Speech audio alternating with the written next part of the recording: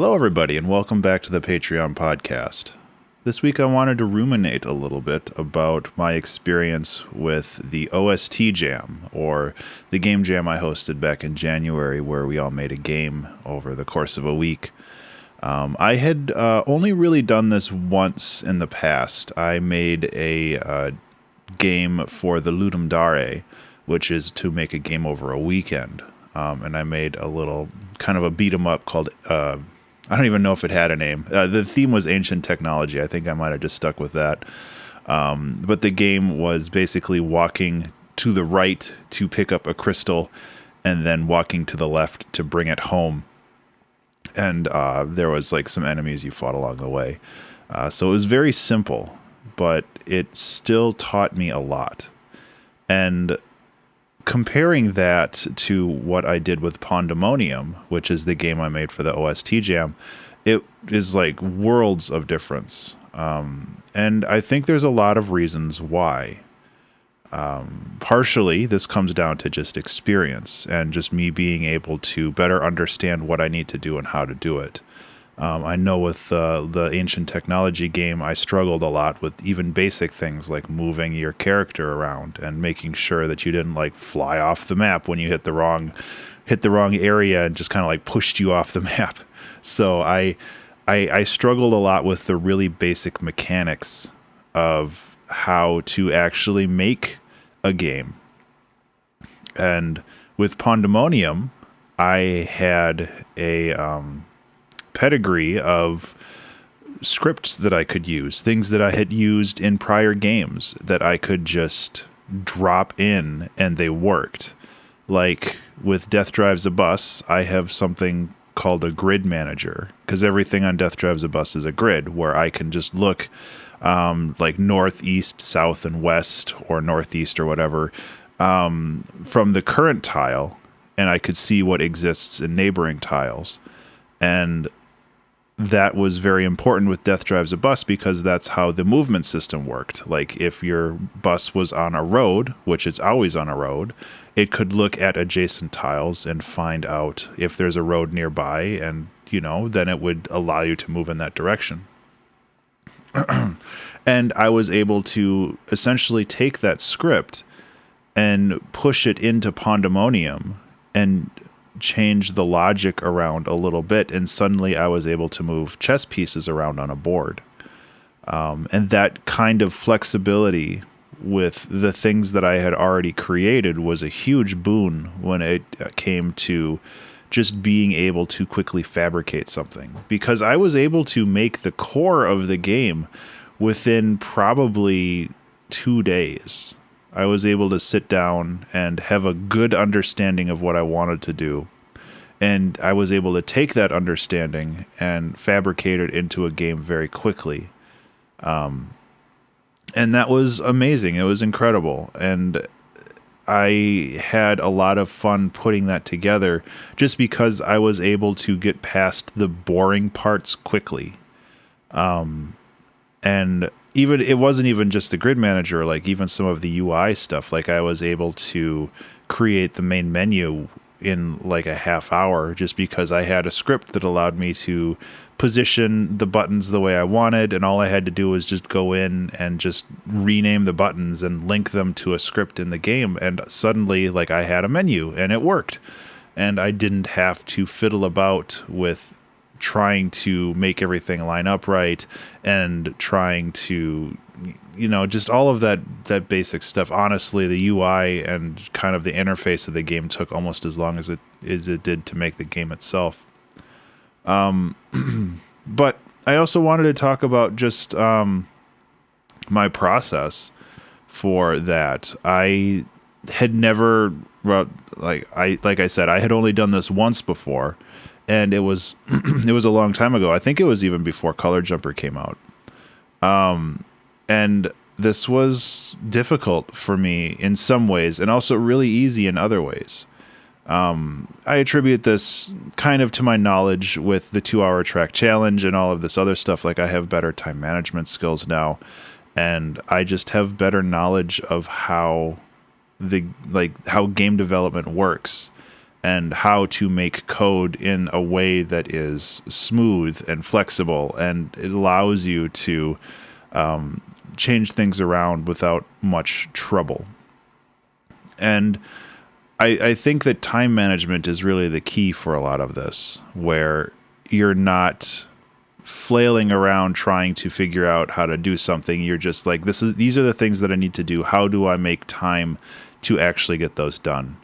And that was really it. Like, I was able to make most of the game in my free time throughout the week, and then I had set aside a lot of time over the weekend to do all of the UI, all of the transitions, all of like, you know, like you have the splash screen that has my logo, you have the main screen that has the game's logo and like the menu, and you have a credit screen that shows like, hey, thanks to my lovely patrons, and you have all of this stuff, and like that stuff takes time to make, but it also makes a game look a lot more professional and looks a lot more put together. And I think that it's really valuable to just understand time management in that regard. Because that's kind of mostly where your time goes when it comes to this kind of stuff. You just keep working, and if you manage your time right, you'll finish. That's kind of reductive, but I feel that it's just really, it's really important to not only have good time management, but also have good understanding of what you're trying to do. I went into the game jam with the idea, with a rough idea, not the fully formed idea, but I knew kind of what I wanted to try to do. And I would just sat down and I did it. Like, I had the knowledge to actually do it. And like most things, the knowledge comes from having done it before. Like I said, I struggled a lot with the Ludum Dare one simply because I didn't really know what I was doing. But this time around I did, and that helps a lot. And really, I've only released 2.5 games. Like, Extreme Mining is a game that could be worlds better now. And really, a lot of that comes down to the art. But like, just the ability to quickly put something together and make it work is so valuable. And I mean, that's why I think I want to spend more time this year making games. Like, every OST jam, it sounds like we're going to be doing 4 of those this year.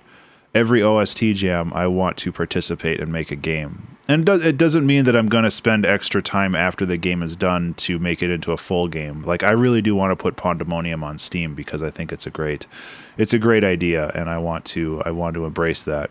But even if I sit down and I just put together a game, and that's it, I mean, I think that that's still completely valid. So that's kind of what I want to focus on this year, is making games. And I obviously still making music, but making games is kind of a big part of my life right now. So yeah, I had a lot of fun with the game jam, and really it's just time management and having the knowledge to kind of know what you want and the tools available to actually make that a reality quickly. Fast fabrication, I think, is really the most important thing. And that goes for the 2-hour track challenge or any kind of like speed painting or sketching or any of that kind of stuff. Like, it all comes down to just having the tools and the knowledge, which again sounds reductive, but it's one of those things where it's just like people talk about, it's like, oh, how did you get so good at this? And it's just like, you know, I put the time in, I have the tools, and I have the knowledge. And it's easy to overlook that because it's a very simple answer. It's a simple answer that requires a lot of difficult work. And sometimes it's easy to just kind of forget that sometimes you just got to put in the work, and then eventually things get easier.